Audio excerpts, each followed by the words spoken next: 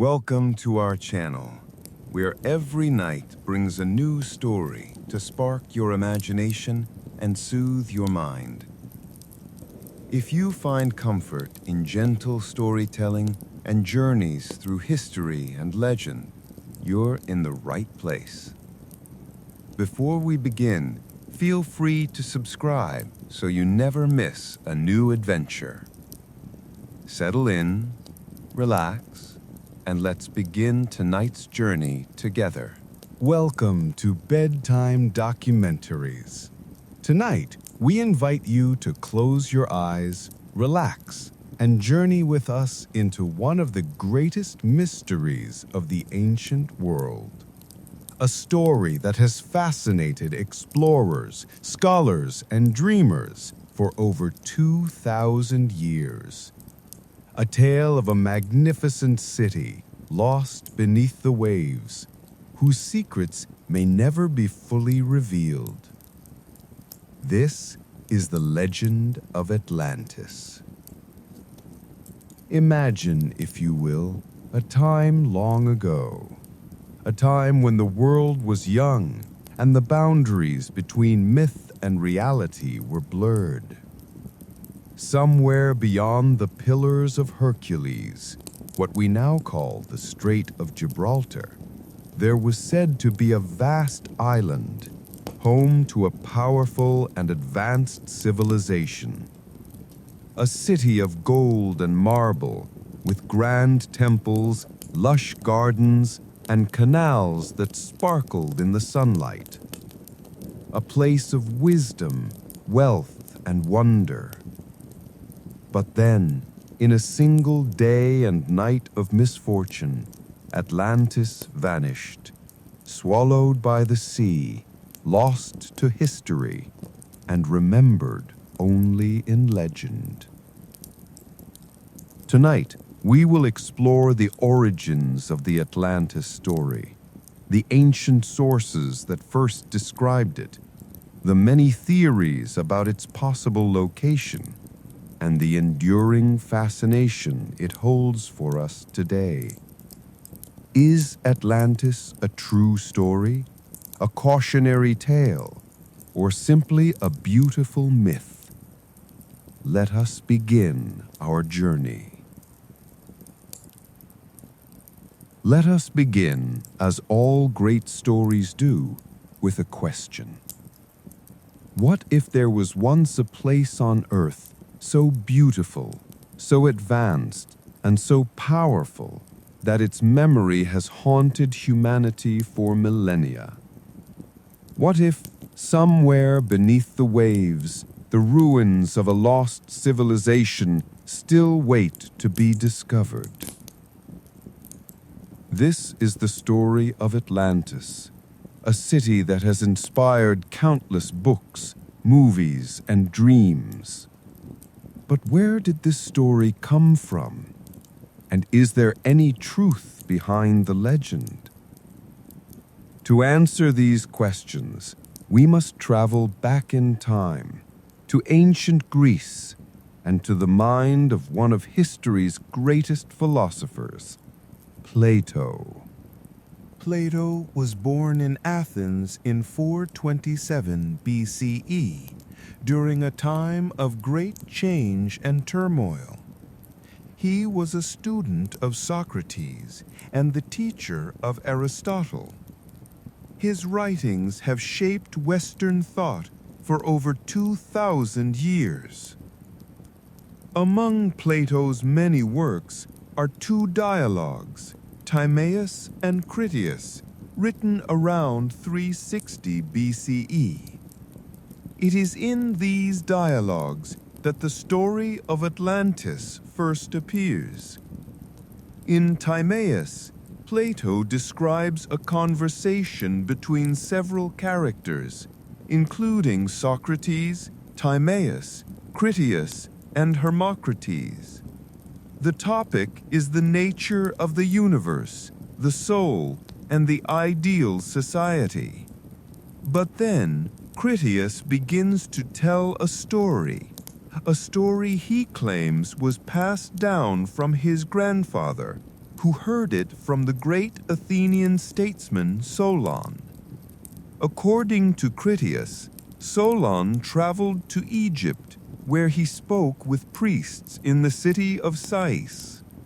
The priests told him of a mighty civilization that existed 9,000 years before their time. This civilization, they said, was Atlantis. Atlantis, according to Plato, was a vast island larger than Libya and Asia combined, located beyond the Pillars of Hercules. It was home to a powerful and technologically advanced people who built a magnificent city with concentric rings of land and water. The Atlanteans were wealthy, wise, and strong. They built grand temples, palaces, and harbors. Their society was just and prosperous, at least at first. But over time, the Atlanteans became greedy and corrupt. They sought to conquer the world, and in their hubris, they challenged the gods. As punishment, the gods sent earthquakes and floods. In a single day and night, Atlantis sank beneath the sea, disappearing forever. Plato's story of Atlantis is rich in detail and symbolism. He describes the city's layout, its rulers, its laws, and its downfall. But was Plato describing a real place, or was he using Atlantis as a metaphor? Many scholars believe that Plato invented Atlantis as a cautionary tale, a warning against pride, greed, and the abuse of power. In his dialogues, Plato often used stories and allegories to illustrate his philosophical ideas. But others have wondered, could there be a kernel of truth in the legend? Could Plato have based his story on real events or on memories of ancient disasters? To understand the Atlantis story, we must also understand the world in which Plato lived. Ancient Greece was a land of city-states, each with its own government, culture, and traditions. Athens, Sparta, Corinth, and Thebes were among the most famous. The Greeks were great sailors and traders. They traveled across the Mediterranean, from Egypt to Italy, from Asia Minor to the coasts of Spain and beyond. They were also great storytellers. Greek myths are filled with tales of gods, heroes, and lost lands. The Greeks believed in a world shaped by divine forces, where the line between history and myth was often blurred. In this world, stories like that of Atlantis could take root and grow. Atlantis was not the only lost land in ancient myth. The Greeks told stories of Hyperborea, a land of eternal spring far to the north. They spoke of Lemuria, a sunken continent in the Indian Ocean. Even the Bible contains tales of lost cities, such as Sodom and Gomorrah. These stories reflect a deep human fascination with the unknown, with places that lie beyond the edge of the map, waiting to be discovered. Plato's description of Atlantis is one of the most detailed in all of ancient literature. He writes of a city built in concentric rings, 2 of land, 3 of water, connected by bridges and tunnels. At the center stood a grand palace, surrounded by gardens, temples, and public buildings. The Atlanteans were skilled engineers.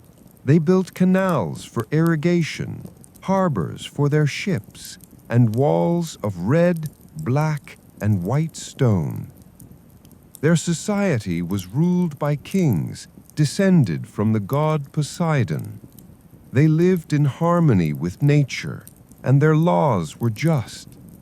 But as the Atlanteans grew more powerful, they became arrogant. They sought to conquer other lands, including Athens. The gods, angered by their pride, decided to destroy Atlantis. In a single cataclysmic event, the island was swallowed by the sea. For centuries, scholars have debated the meaning of Plato's story. Some see it as pure fiction, an allegory. Others believe it may be based on real events, such as the eruption of the volcano on the island of Thera, modern-day Santorini, which destroyed a thriving civilization around 1600 BCE. As we continue our journey into the legend of Atlantis, let us delve deeper into the details that Plato provided and the many interpretations that have emerged over the centuries. Plato's account, as told in the dialogues of Timaeus and Critias, is remarkably vivid. He describes Atlantis as a land blessed by the gods, particularly Poseidon, the god of the sea. According to the story, Poseidon fell in love with a mortal woman named Cleito. To protect her, he created a home for her on a hill in the center of the island, surrounded by rings of water and land. There, Cleito bore Poseidon 5 pairs of twin sons, and the eldest, Atlas, became the first king of Atlantis. The island and its people were named after him. The Atlanteans, under the guidance of Poseidon's descendants, built a city of extraordinary beauty and complexity. The capital was a marvel of engineering, with its concentric rings of water and land, connected by bridges and tunnels. The city was adorned with temples, palaces, and statues, many of them dedicated to Poseidon himself. The Atlanteans constructed vast harbors and docks, and their navy was said to be unmatched in the ancient world. The land of Atlantis was rich in resources. Plato describes fertile plains, abundant crops, and forests teeming with wildlife.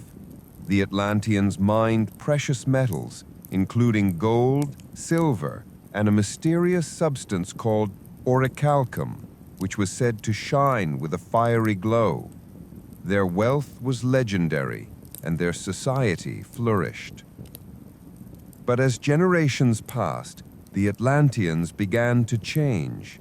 The divine nature of their rulers was diluted by mortal blood, and the people grew greedy and ambitious. They sought to expand their empire, conquering lands across the Mediterranean. Their armies marched against Egypt and Greece, threatening the very heart of the ancient world. It was at this point, according to Plato, that the people of Athens rose up to resist the Atlantean invasion. In a great and noble struggle, the Athenians defeated the mighty Atlantean army, preserving the freedom of their land. But the victory was short-lived. The gods, angered by the arrogance and corruption of Atlantis, unleashed a series of cataclysms, earthquakes, floods, and storms. In a single day and night, the island of Atlantis sank beneath the waves, disappearing forever. For centuries, scholars have debated the meaning of Plato's story. Was it a historical account, a moral allegory, or a work of pure imagination? Some believe by Plato intended Atlantis as a cautionary tale, warning against the dangers of pride and the loss of virtue. Others have searched for evidence of a real Atlantis, hoping to uncover the truth behind the legend. The search for Atlantis has taken many forms. In the ancient world, some believed that Atlantis was a real place and that its ruins might still be found. The ancient historian Strabo, writing in the 1st century BCE, speculated that the story might be based on memories of ancient disasters, such as the destruction of the Minoan civilization on the island of Crete. In the modern era, the quest for Atlantis has inspired explorers, archaeologists, and adventurers.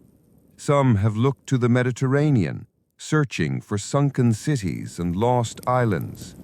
Others have turned their gaze to the Atlantic Ocean, the Caribbean, and even Antarctica, proposing a wide range of theories about the possible location of Atlantis. One of the most popular theories links Atlantis to the island of Santorini, also known as Thera. In the 2nd millennium BCE, the island was home to a thriving civilization known as the Minoans. Around 1600 BCE, the volcano on Thera erupted with incredible force. The explosion was one of the largest in recorded history, sending ash and debris across the region. The eruption caused massive tsunamis that devastated coastal settlements. The Minoan civilization never fully recovered. Some archaeologists believe that the destruction of Thera and the decline of the Minoans may have inspired the story of Atlantis. The timing, the suddenness of the disaster, and the advanced nature of the civilization all bear similarities to Plato's account. But there are differences as well. Plato described Atlantis as a vast island, larger than Libya and Asia combined, located beyond the Pillars of Hercules.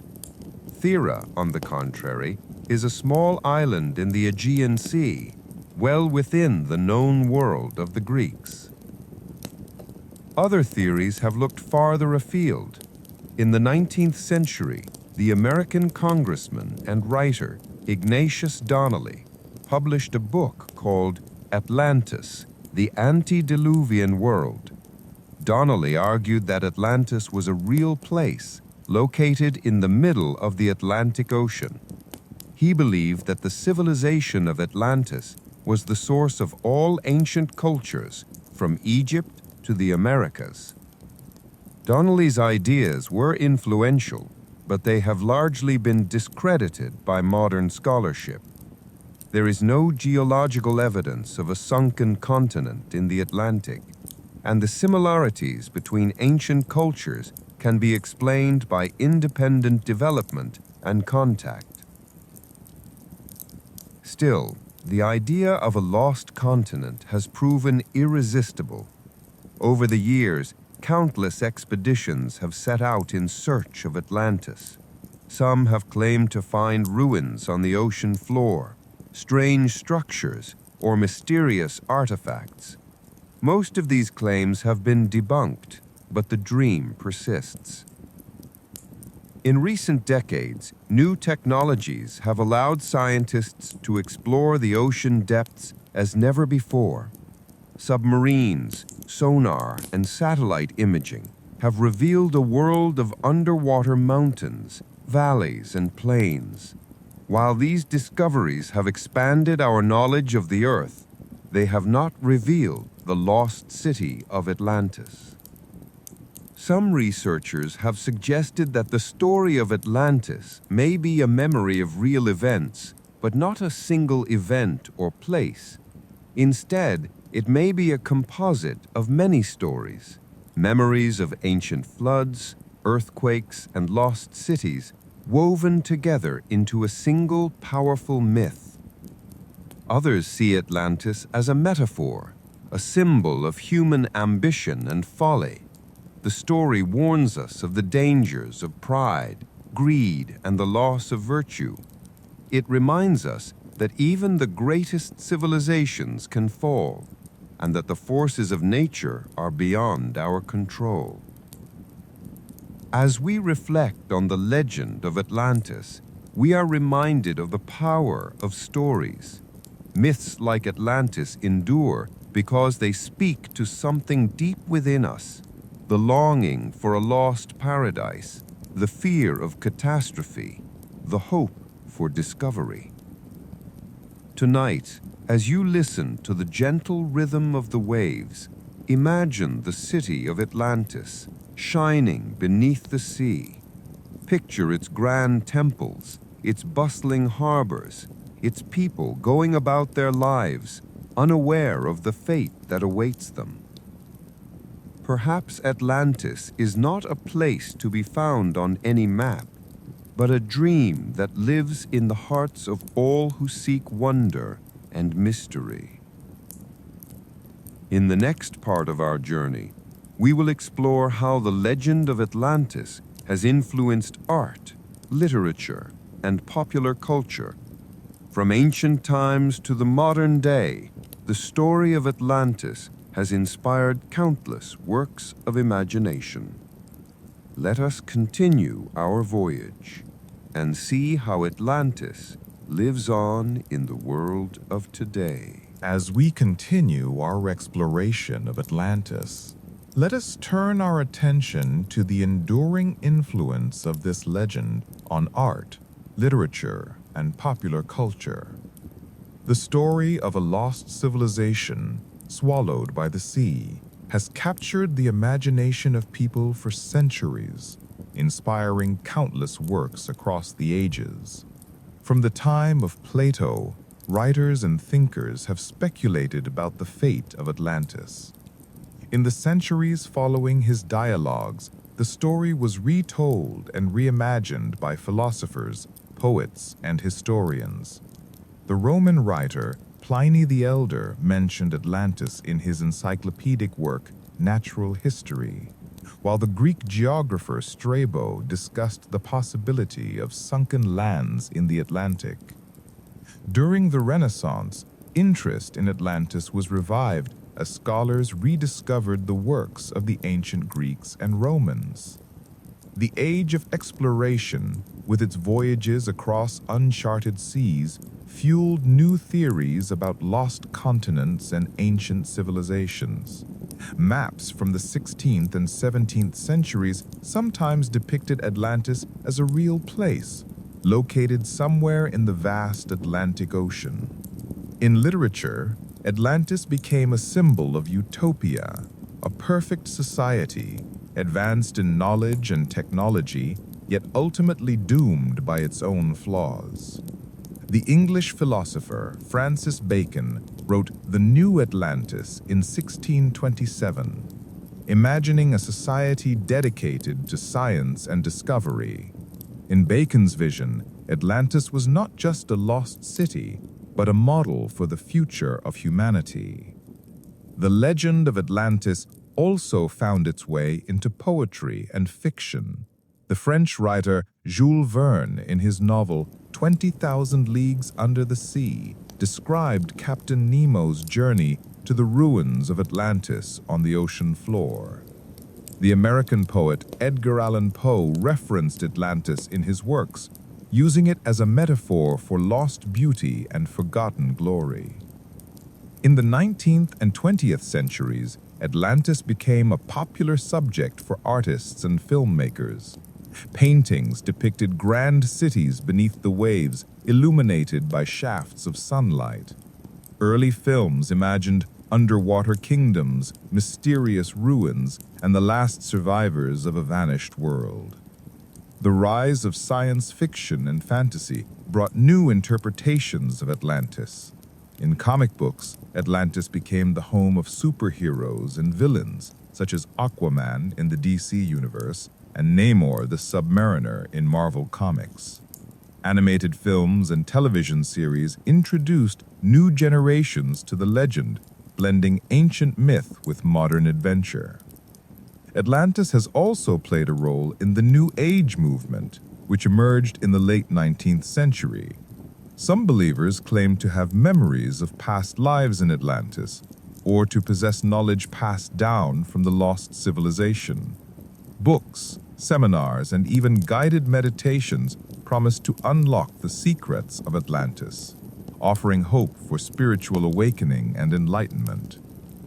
Despite the lack of physical evidence, the legend of Atlantis endures. It speaks to our fascination with the unknown, our longing for a golden age, and our fear of catastrophe. The story reminds us that even the greatest achievements can be swept away by the forces of nature, and that the line between myth and reality is often blurred. But what does science say about Atlantis? Is there any possibility that such a place could have existed? Let us now examine the evidence from geology, archaeology, and oceanography. Geologists have long studied the structure of the Earth's crust, searching for signs of sunken continents. While there are many underwater mountains, plateaus, and ridges, there is no evidence of a lost landmass the size of Atlantis in the Atlantic Ocean. The process of plate tectonics, which shapes the continents and oceans, does not support the idea of a continent suddenly sinking beneath the sea. Archaeologists have uncovered many ancient cities and civilizations, some of which were lost for centuries. The ruins of Troy, once thought to be a myth, were discovered in the 19th century. The city of Pompeii, buried by the eruption of Mount Vesuvius, was preserved beneath layers of ash. Yet no trace of Atlantis has ever been found. Some researchers point to the possibility of smaller islands or coastal cities being destroyed by earthquakes, tsunamis, or rising sea levels. The story of Atlantis may be a memory of such events, passed down through generations and transformed into legend.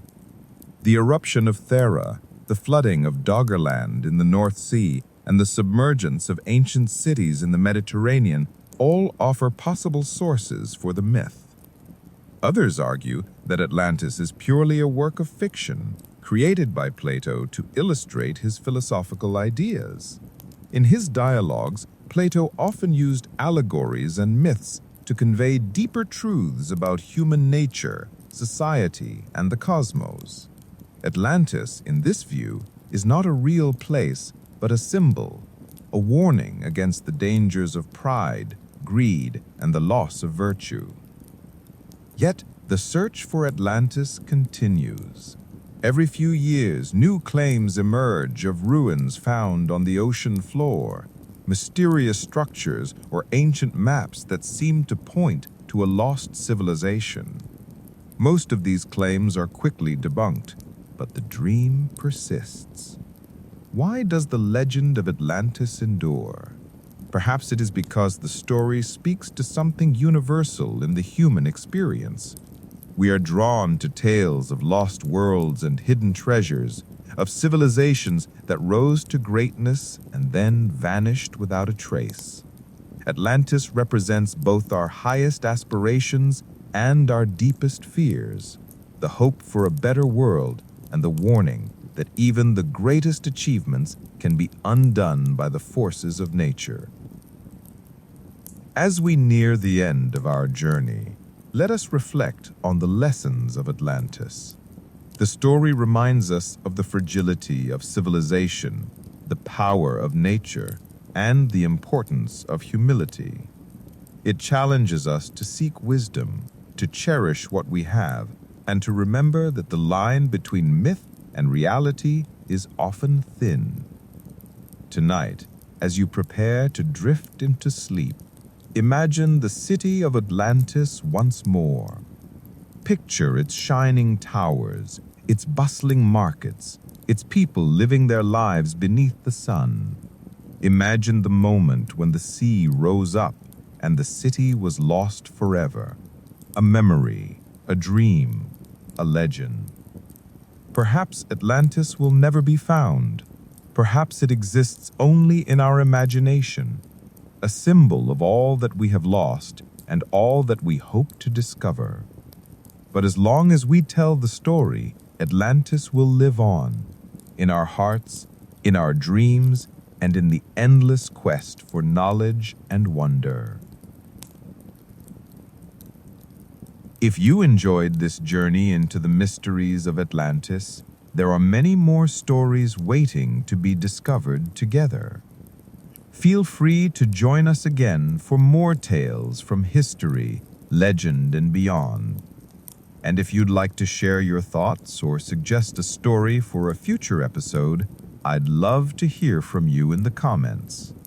Wishing you a peaceful night, and until next time, sweet dreams.